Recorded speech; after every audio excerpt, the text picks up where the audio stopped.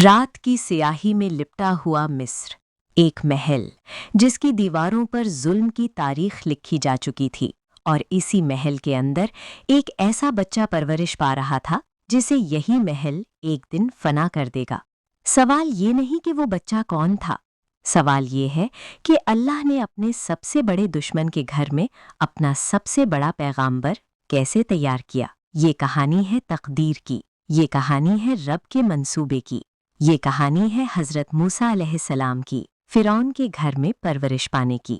हज़रत मूसा अलैहिस्सलाम का वाक़या कुरान मजीद में सबसे ज़्यादा दोहराया गया वाक़या है, क्योंकि ये सिर्फ तारीख़ नहीं, ये एक अबदी सबक है। ये हमें बताता है कि ताकत तख्त से नहीं आती, फ़ैसले महलों में नहीं होते, और अल्लाह का इरादा किसी फ़िरौन के हुक्म का मोहताज नहीं। आज हम इस लम्हे को समझेंगे जब अल्लाह ने फ़िरौन के अपने घर को हज़रत मूसा अलैहिस्सलाम की तरबियतगाह बना दिया। ये वाक़या क्यों अहम है? क्योंकि ये हमें यकीन दिलाता है कि अगर अल्लाह किसी को उठाना चाहे तो दुश्मन भी ज़रिया बन जाता है। मिस्र एक अजीम सल्तनत थी, लेकिन इस अज़मत के नीचे जुल्म की बुनियादें थीं। फ़िरौन खुद को रब कहता था, उसका ऐलान था, अना रब्बुकुमुल आला।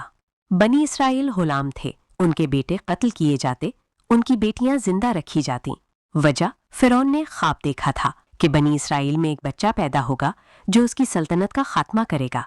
खौफ ने जुल्म को जन्म दिया और जुल्म ने कत्ले आम को। इसी खौफनाक दौर में एक माँ ने जन्म दिया, एक कमज़ोर बेबस माँ, लेकिन ईमान से भरपूर। ये हज़रत मूसा अलैहिस्सलाम की वालिदा थीं।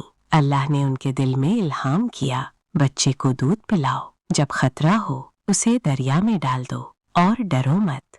ये कोई आम हुक्म नहीं था, ये ईमान का इम्तिहान था। एक माँ अपने बच्चे को दरिया के हवाले कर रही थी, लेकिन दिल में यकीन था कि ये दरिया नहीं, रब का हुक्म है। नील का दरिया खामोश था, लेकिन तकदीर हरकत में आ चुकी थी। एक संदूक लहरों पर तैर रहा था, उसमें एक बच्चा जो न रो रहा था न डर रहा था। अल्लाह ने उसके दिल में सुकून रखा और दरिया को हुक्म दिया, इसे महल की तरफ ले जा। और वही हुआ जिसका फ़िरौन को सबसे ज्यादा डर था। महल के किनारे फ़िरौन की बीवी आसिया मौजूद थीं। उन्होंने संदूक देखा, दिल बेख्तियार खिंच गया। जब ढक्कन खुला तो एक बच्चा मुस्कुरा रहा था, वही बच्चा जिसकी तलाश में हजारों कत्ल हो चुके थे। आसिया का दिल पिघल गया।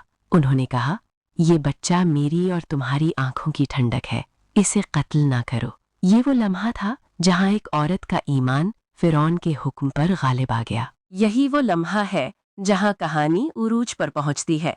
फ़िरौन हज़रत मूसा अलैहिस्सलाम को अपने घर में पाल रहा था। वही हाथ जो बनी इसराइल के बच्चों को कत्ल करते थे, उसी महल में एक नबी की हिफाजत कर रहे थे। अल्लाह ने मूसा अलैहिस्सलाम पर अपनी मोहब्बत डाल दी। कोई दाया उन्हें दूध न पिला सकी, हत्ता कि अल्लाह ने उन्हीं की माँ को महल में वापस पहुंचा दिया। माँ भी महफूज, बच्चा भी महफूज, और फ़िरौन सब कुछ देखते हुए भी कुछ न समझ सका। यही अल्लाह का मंसूबा था। जिस बच्चे को मारने के लिए कानून बनाए गए, वही बच्चा फ़िरौन के घर में बड़ा हुआ। ये अल्लाह की कुदरत का सबसे वाज़ेह ऐलान था। ये वाक़या हमें सिखाता है कि खौफ फैसले नहीं बदल सकता, ताकत हक को नहीं दबा सकती। अगर अल्लाह किसी को बचाना चाहे तो दरिया भी मुहाफिज बन जाता है, और अगर अल्लाह किसी को उठाना चाहे तो दुश्मन का घर भी मदरसा बन जाता है।